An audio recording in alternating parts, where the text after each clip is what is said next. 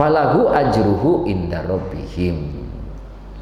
Bagi mereka, baginya, maka baginya ajruhu, terdapat pahalanya, balasannya inda rabbihim, di sisi Allah. Kita nggak terasa Pak, ada balasan di sisi Allah, nggak terasa. Nanti ketika kita masuk di akhirat, tahu, Masya Allah, sekian tumpuk gitu punya kita. Tapi balasan di sisi Allah itu akan terasa ada ketika ketika terasa di dunia. Jadi icip-icipnya ada di dunia, gitu Pak. Jadi barang siapa yang menikmati, gitu, menikmati apa ya? Saya lupa kalimatnya Pak. Jadi intinya kalau kita merasa pahala kita itu ada di sisi Allah, di dunia pun kita merasakan itu, merasakan di dunianya. Jadi kalau kita merasakan pahala di dunia, balasan Allah di dunia, itu satu bukti bahwa di sisi Allah ada punya kita, gitu.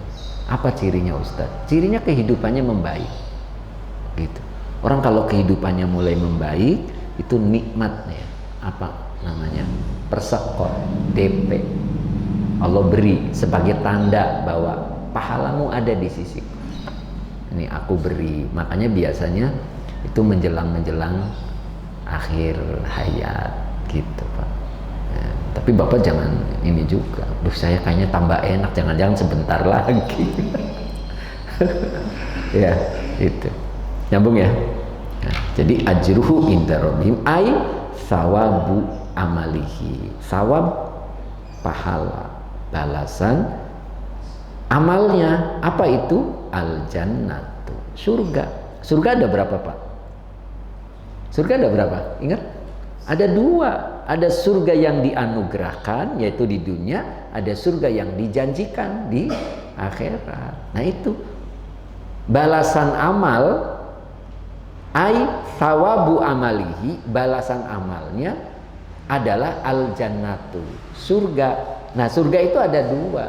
Ada surga di dunia dan ada surga di akhirat. Surga di dunia adalah surga yang dianugerahkan. Apa itu?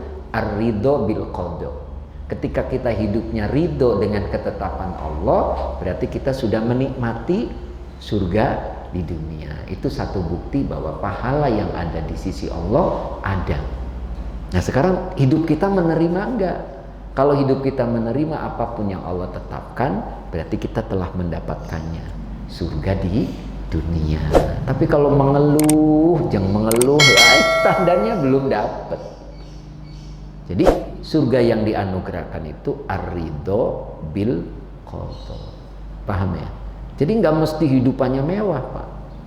Kelihatan orang mewah nggak mesti. Ketika dia mampu menerima apapun yang dia tetapkan oleh Allah, dia menerima, itulah surga dunia.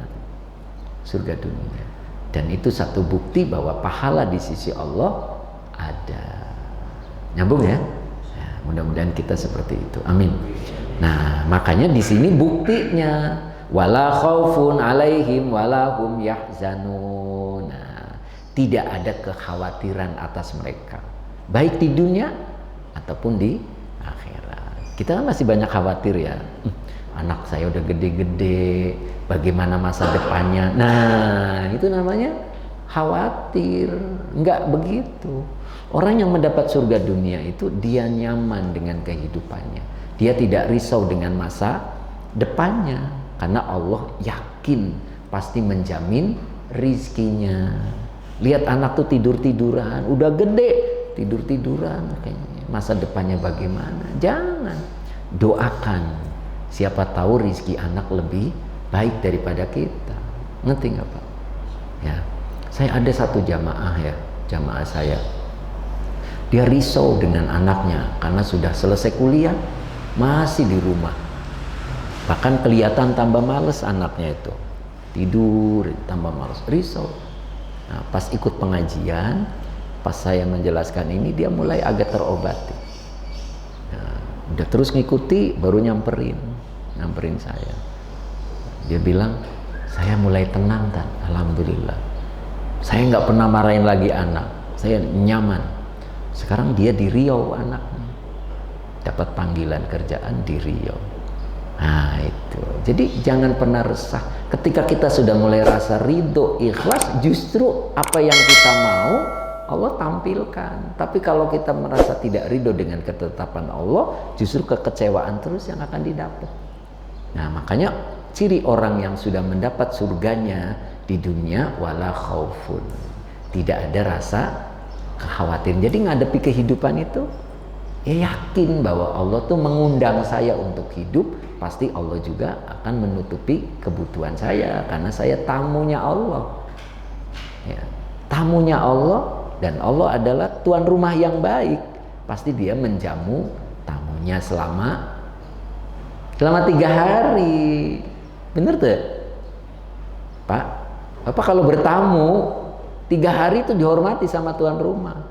Kalau sudah lewat 3 hari, nggak usah ngambil sendiri, nasi yang ngambil sendiri gitu. Ngerti nggak? Pengen dilayani, wah, jangan. Adab etika tamu 3 hari. Selama 3 hari di rumah orang yang kita kunjungi, tuan rumah itu akan menghormati kita, nyediain makanannya. Kalau udah lewat 3 hari, udah bukan tamu lagi, menjadi orang dalam. Kita orang dalam, ya segala-gala ngambil sendiri asal yang sopan. Masuk kamar istrinya, ngapain? Mentang-mentang sudah jadi orang dalam, ya nggak gitu juga. Artinya tetap etika dijaga. Maknanya apa? Ketika Allah memfasilitasi, kita semakin paham, ya bagaimana cara menjemputnya. Nyambung ya? Nah gitu. Terus walahum yahzanun. Nah ini bedanya Pak, bedanya wala khaufun alaihim sama walahum yahzanun. Kalau wala khaufun itu terjadi di dunia, ngerti Pak?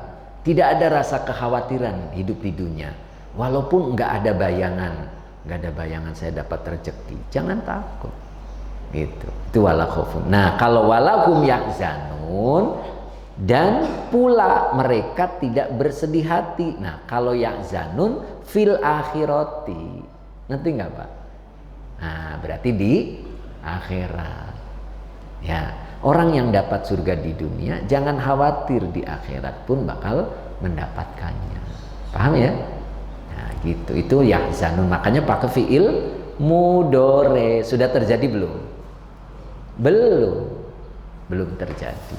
Jadi tidak ada rasa kekhawatiran gitu Pak. Kalau di sini sudah dibahagiakan oleh Allah, menerima dengan ketetapan Allah, maka di akhirat pun dia akan mendapatkannya. Jadi tidak ada rasa bersedih hati. Kalau dalam surat Muhammad nanti ada dijelaskan.